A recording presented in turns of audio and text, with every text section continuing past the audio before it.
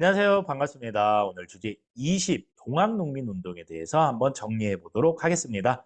자, 여러분들 많이 들어봤을 겁니다. 동학농민운동. 일단 오늘의 포인트는 두 가지입니다. 동학농민운동의 전개 과정, 바꿔서 말하면 순서를 좀 알아둘 필요가 있고요. 이 동학농민운동의 의의가 무엇인가, 어떤 의미를 갖고 있는가, 그거를 한번 여러분들이 찾아보기 바랍니다. 동학농민운동 한 단어인데요. 사실은 두 개의 단어가 합쳐진 겁니다. 동학, 종교죠, 종교. 기억나나요? 동학, 최재우, 몰락 양반인 최재우가 창시를 했죠. 평등 사상이 내재되어 있는 인내천, 사람이 곧 하늘이다. 뭐 이런 게 이제 핵심 사상이 되겠고요. 자, 평등을 주장을 하니까 이 당시 기득권층은 마음에 안 들었던 거예요. 그래서 이 최재우를 어떻게 합니까? 네, 처형을 시켜버리고 맙니다. 그리고 동학을 불법으로 규정을 하고 이제 탄압을 하게 되는 거죠. 자, 농민들은 삶이 힘들었을까요? 좋았을까요? 당연히 힘들었겠죠. 여러 가지 탐관 오리에 의한 수탈, 그다음에 이제 개항 이후에 이제 일본이 쌀을 너무 사가니까 또 고통스럽기도 하고 그런 상황입니다. 하나는 종교고 하나는 그냥 계층이잖아요. 농민이란 계층인데 어떻게 해서 이 전혀 좀 다른 개념이 합쳐지게 됐을까에 대한 이야기를 이제부터 시작을 해보려고 합니다. 자, 동학농민운동 이전에 교조신원 운동이 전개가 됩니다. 교조, 종교의 조상, 즉 최재우를 의미하는 겁니다. 신원, 원한을 풀어준다 이런 얘기예요. 최재우가 억울하게 정부에 의해서 죽었으니 그의 원한을 풀어주자라는 운동이 동학교도들 사이에서 일어나게 됩니다. 최재우의 명예를 회복시켜주고 동학교도에 대한 탄압을 멈춰주세요라는 그런 집회를 하게 된 거예요. 자, 처음에 전라도 삼내에서 하다가요. 서울 경복궁 앞에서도 한번 집회를 하고요. 또 내려가서 이제 충청도 보은에서도 한번 모이게 됩니다. 자, 그런데 이 마지막 집회였던 이 보은에서 처음으로 정치적 구호가 등장하기도 합니다. 예를 들면 탐관오리를 처벌해달라 이런 얘기. 그 전까지만 해도 우리 종교 인정해 주세요. 주로 이런 얘기들 하다가 정부가 전혀 뭐 이렇게 귀를 열지를 않거든요. 자, 그러니까 이 정치부터 좀 바꿔야 되는 거 아니야? 이런 생각들이 마지막 집회인 보훈 집회에서는 조금 생겼던 모양입니다. 자, 여기서 일단 1막이 끝나요. 자, 그리고 전혀 다른 곳에서 엉뚱한 곳에서 다른 일이 벌어집니다. 전라도 고부라는 곳에서 봉기, 농민들이 들고 일어나는 일이 생깁니다. 바로 여기 군수였던 조병갑이 엄청난 탐관오리거든요. 그래가지고 횡포를 부리니까 도저히 못 찾겠다. 라면서 이제 봉기가 일어났다라는 겁니다. 그 대표적인 사례가 만석보예요. 보. 저수지거든요. 만석보. 저수지를 파야 되니까 니들 세금 내 하면서 농민들을 수탈합니다.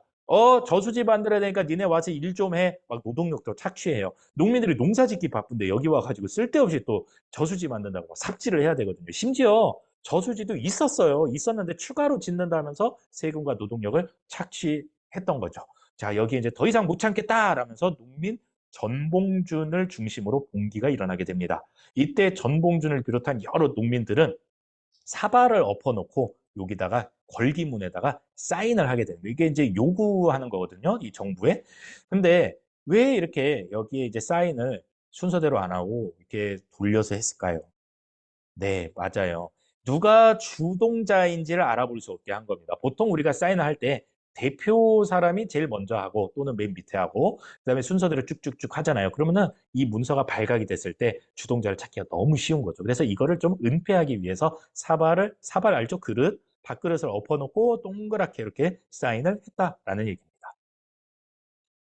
자, 이렇게 해서 전봉준 등은 이 고부 관할을 점령을 하고 조병감은 걸음아 나 살려라 하고 이제 도망을 갑니다.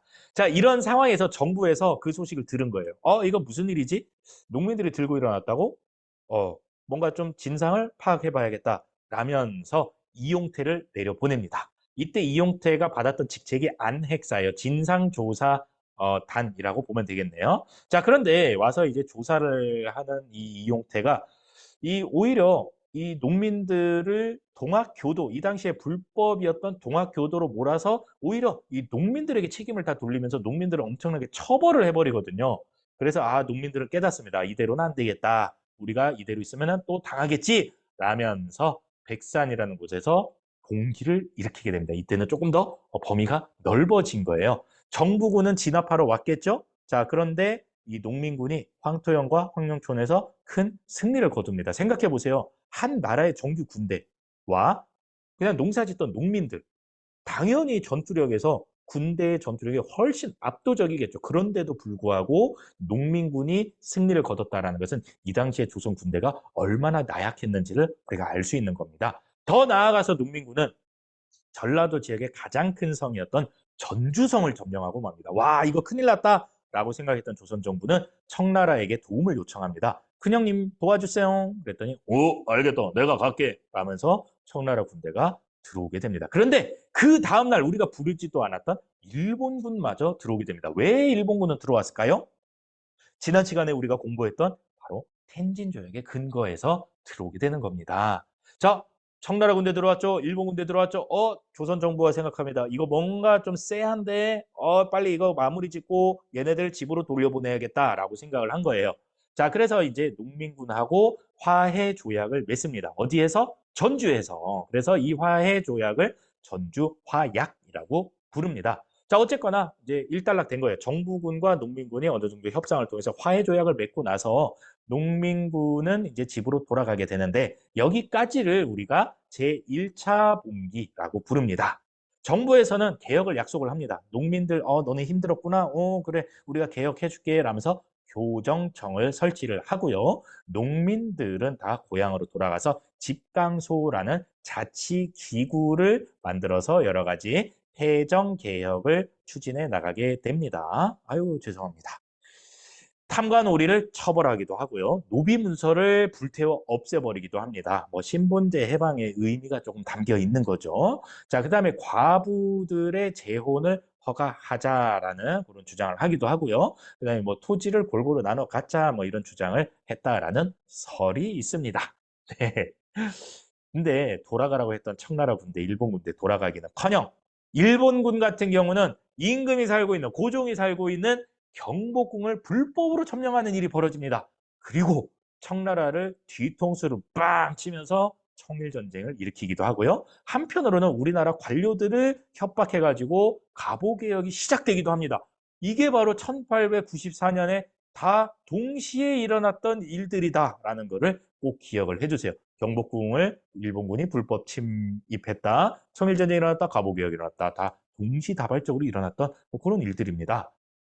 그래서 농민들이 다시 한번 우리가 우리 손으로 임금님을 구하자. 저 일본 놈들을 쫓아내자라면서 2차 분기가 일어나게 되는 겁니다. 충청도에 있던 동학농민군과 전라도에 있는 동학농민군이 합치게 되죠. 그 합치는 지점이 대충 공주 지역쯤이었어요. 자, 그래서 여기에서 이제 정부군과 일본군, 연합군과 농민군이 만나서 치열한 전투를 벌이게 되는데 여기에서는 거의 뭐 학살당하다시피 농민군이 아주 처절한 패배를 경험하게 됩니다. 거의 전멸했죠, 거의. 자, 그래서 일본군과 관군에 의해서 공주우금치에서 진압당했다 하면서 이제 일단락됩니다.